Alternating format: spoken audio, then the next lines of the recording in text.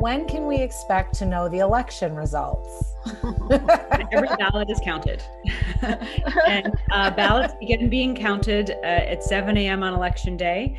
We'll have 3 times as many ballots sent absentee than ever before in our state's history. So it's going to take probably 3 times as long to get through all of them than it might typically take. So we're estimating it'll take about 80 hours to tabulate 3.2 million votes.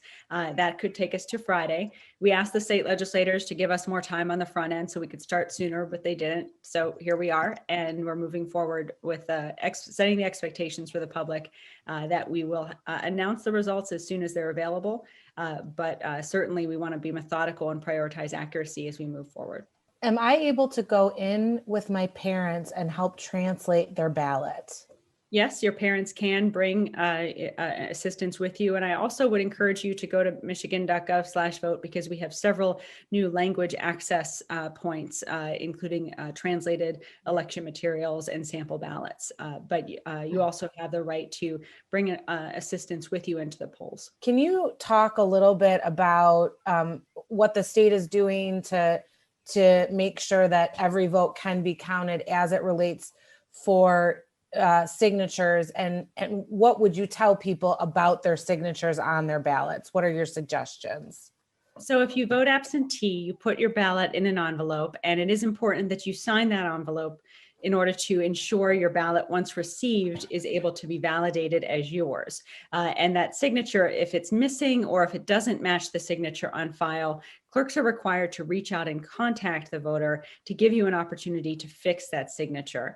And so our ballot tracking system provides an opportunity for clerks to input information if there is a signature missing. Note that sometimes clerks don't have a phone number or an email for a voter in order to contact them. So you following up directly with your clerk can be an important option. One of the things we are encouraging voters to do is to be vigilant this year. I know so many people already are, but making sure that you check ahead of time to confirm your ballot has been received and the signature has matched is something that you have every right to do, and I would encourage you to do it if it gives you that added confirmation.